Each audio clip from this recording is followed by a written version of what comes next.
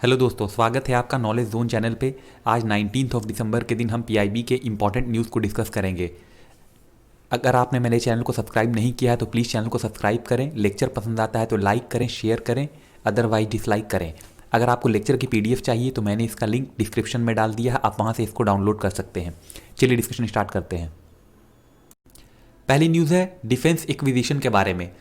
Defence acquisition council की meeting को किया गया अंडर चेयरमैनशिप ऑफ रक्षा मंत्री राजनाथ सिंह। तो यहाँ पर उन्होंने अपनी अप्रूवल दे दी है डिफेंस इक्विपमेंट के प्रोक्योरमेंट के लिए। देखिए, ये जो इक्विपमेंट है इसको प्रोक्योर किया जाएगा जिसकी कॉस्ट आएगी 28,000 करोड़। तो यहाँ पर इनके द्वारा ये अप्रूवल दे दिया गया है। अब जान लेते हैं डिफेंस एक्विजिशन काउंसिल के बारे में। देखिए, जो फर्स्ट मीटिंग थी डिफेंस एक्विजिशन काउंसिल की, उसको किया गया जो न्यू रिजीम आई है डिफेंस एक्विजिशन प्रोसीजर 2020 के अंदर।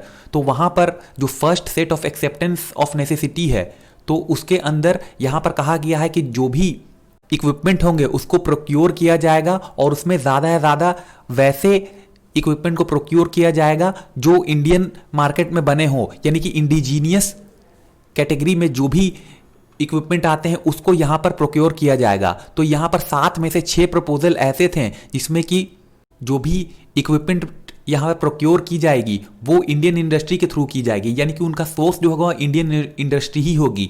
तो यहां पर मकसद क्या है? देखिए, हमारा अभी गोल क्या है? आत्मनिर्भर भारत का जो गोल है उसको अचीव करना और मेक इन इंडिया को प्रमोट करना। तो अगर जो भी इक्विपमेंट होंगे वो हमारी कंट्री के इंडस्ट्री में बने होंगे तो इससे जो भी लोकल जो भी यहाँ पर डिफेंस के जो भी इक्विपमेंट बनाते हैं उनको एक तरह से बढ़ावा मिलेगा और हमारा जो गोल है आत्मनिर्भर होने का और मेक इन इंडिया का, वो यहाँ पर साकार हो सकेगा।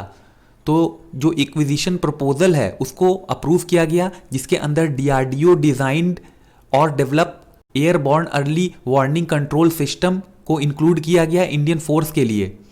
इसके अलावा next generation offshore patrol vessel Indian navy के लिए और मॉड्यूलर ब्रिजेस जो हैं वो इंडियन आर्मी के लिए यहाँ पर प्रोक्योर किए जाएंगे। देखिए, एयरबॉर्न अर्ली वार्निंग सिस्टम जो है वो क्या है उसके बारे में जान लेते हैं। ये एक तरह की एयरबॉर्न रडार पिकेट सिस्टम है जिसको कि डिज़ाइन किया गया है ताकि जो भी एयरक्राफ्ट, शिप या व्हीकल है उसको यहाँ पर डिटेक्ट किया जाए। जो भी बैटल शिप में इस तरह की एयरक्राफ्ट स्ट्राइक होती है तो वहाँ पर इसको डिटेक्ट किया जाएगा इस सिस्टम के थ्रू।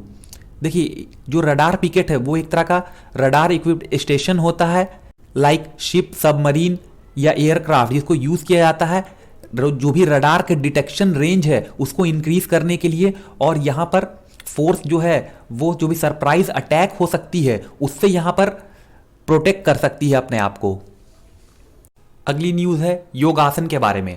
मिनिस्ट्री ऑफ आयुष और ministry of youth affair and sports ने यहाँ पर एक ज्वाइंट प्रेस कॉन्फ्रेंस की जिसके अंदर उन्होंने फॉर्मली रिकॉग्नाइज किया योगासन को एज ए कम्पिटिटिव स्पोर्ट्स के तौर पर।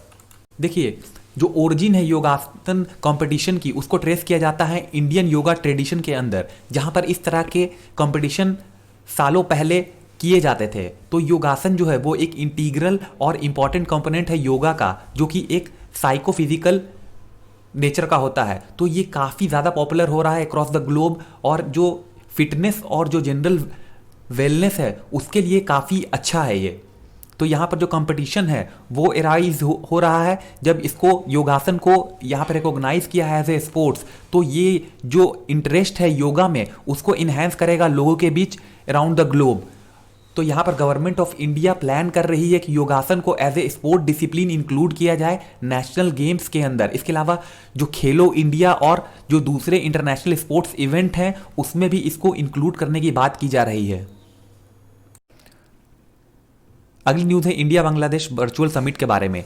तो हमारे देश के प्राइम मिनिस्टर नरेंद्र मोदी जी और बांग्लादेश की प्राइम मिनिस्टर शेख हसीना, जो कि यहाँ पर उन्होंने एक वर्चुअल समिट को ऑर्गेनाइज किया 17 दिसंबर 2020 के दिन।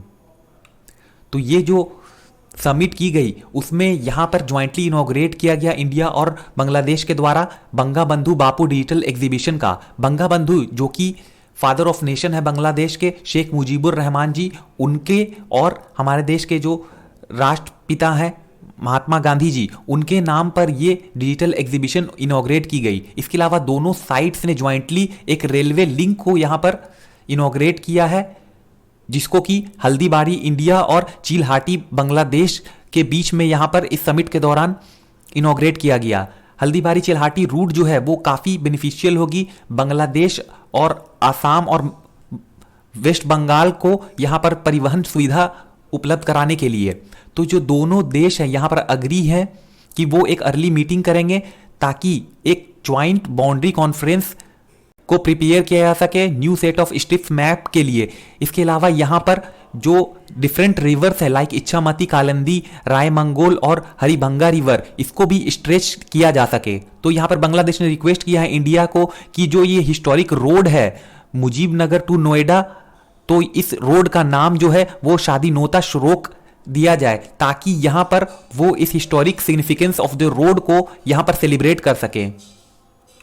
इसके अलावा यहाँ पर और कई सारे बायलैटरल डेवलपमेंट पार्टनरशिप प्रोजेक्ट को इनॉग्रेट किया गया, जिसमें beautification and city development project Rajshahi city Bangladesh में, construction of Khalishpur collegiate girls college Khulna Bangladesh में किया गया है। अब कुछ इंपॉर्टेंट इंफॉर्मेशन उसको जान लेते हैं। देखिए यहाँ पर कुछ list of memorandum of understanding है जो इस समिट के दौरान साइन की गई है, उसको जान लेते हैं। यहाँ पर एक फ्रेमवर्क ऑफ अंडरस्टैंडिंग साइन की गई on cooperation in the hydrocarbon sector. इसके अलावा इंडियन ग्रांट असिस्टेंस जो कि एक मेमोरेंडम ऑफ अंडरस्टैंडिंग है for implementation of high impact community development project through local bodies and other public sector institution के through. इसके अलावा प्रोटोकॉल साइन की गई ट्रांस बाउंड्री एलिफेंट कंजर्वेशन के लिए, supply of equipment and improvement of garbage waste disposal ground at Lamchori area of Bharsal city corporation. इसके अलावा जो मेमोरेंडम ऑफ अंडरस्टैंडिंग है यानी MOU वो एग्रीकल्चर के फील्ड में भी कॉरपोरेशन के लिए साइन की गई। और यहाँ पर फादर ऑफ नेशन जो है बंगा बंधु शेख मुजीबुर रहमान मेमोरियल म्यूजियम जो कि ढाका बांग्लादेश में है, और इंडिया में जो म्यूजियम है न्यू दिल्ली के अंदर, तो इनके लिए भी एक मेमोरेंडम ऑफ अंडरस्टैंडिंग साइन की गई है। अगली न्यूज़ है इंडियन रेलवेज के बारे में। इंडियन रेलवेज यहाँ पर एक ड्राफ्ट नेशनल रेल प्लान लेके आई है ताकि जो इंफ्रास्ट्रक्चरल कैपेसिटी में जो भी कमी है उसको यहाँ पर उसकी अपर्याप्तता को दूर किया जा सके, और जो मॉडल शेयर है टोटल फ्रेट इकोसिस्टम के अंदर कंट्री में उसको इंप्रूव किया जा सके।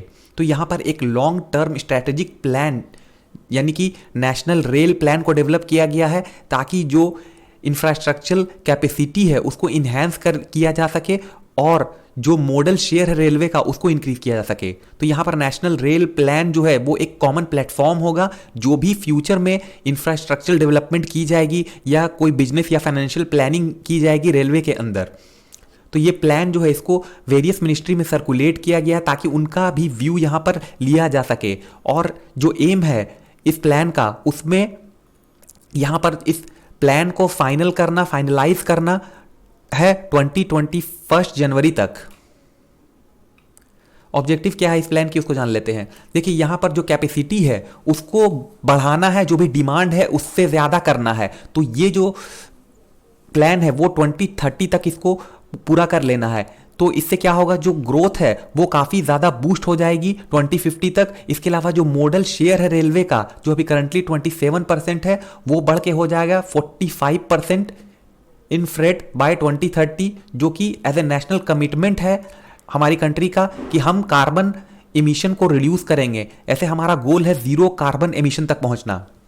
इसके अलावा यहाँ पर जो एक्चुअल डिमांड है फ्रेट और पैसेंजर सेक्टर में उसको असेस करना, तो इसके लिए एक ईयर लॉन्ग सर्वे को कंडक्ट किया गया जिसमें कि 100 ऑफ रिप्रेजेंटेटिव थे different location of the country. तो उन्होंने इस तरह के सर्वे को कंडक्ट किया।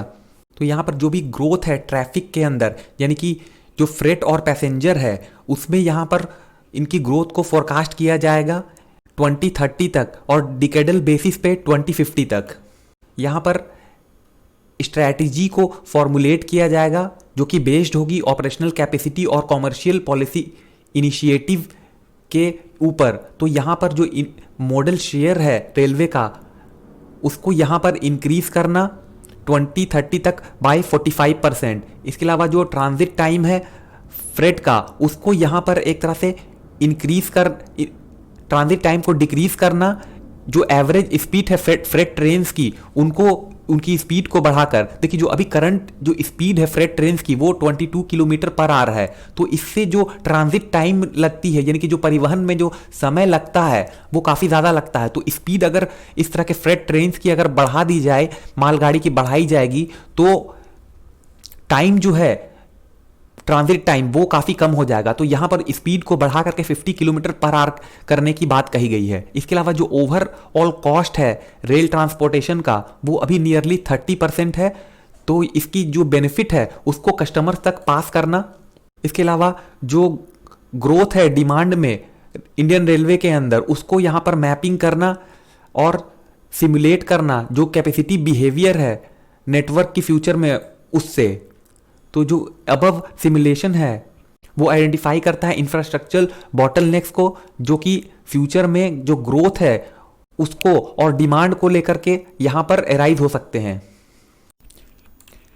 देखिए ये जो प्लान है उसके अंदर इंडियन रेलवे रूट मैप के अंदर जो भी डिमांड है उसमें किस तरह से ग्रोथ हो रही है उसको मैप किया जाएगा और सिमुलेट किया जाएगा। जो भी कैपेसिटी बिहेवियर है इस नेटवर्क की फ्यूचर के अंदर उसको सिमुलेट किया जाएगा। तो यहाँ पर जो अबव सिमुलेशन है वो आइडेंटिफाई करेगा इंफ्रास्ट्रक्चर जो बॉटलनेक्स है, यानी कि इंफ्रास्ट्रक्चर में जो भी कमी है उसको, और किस तरह से जो डिमांड है उसमें ग्रोथ लाई जा सकती है फ्यूचर में, उसको यहाँ पर राइज किया जाएगा। तो यहाँ पर जो भी प्रोजेक्ट सिलेक्ट किए जाएंगे उनको सिलेक्ट किया जाएगा एप्रोप्रिएट टेक्नोलॉजी के साथ, बोथ ट्रैक वर्क सिग्नलिंग और रोलिंग स्टॉक, ताकि जो भी बॉटलनेक्स है कमियां हैं उनको एडवांस में ही सुलझा लिया जाए। तो ये थी इससे रिलेटेड पूरी जानकारी। Thank you very much for listening.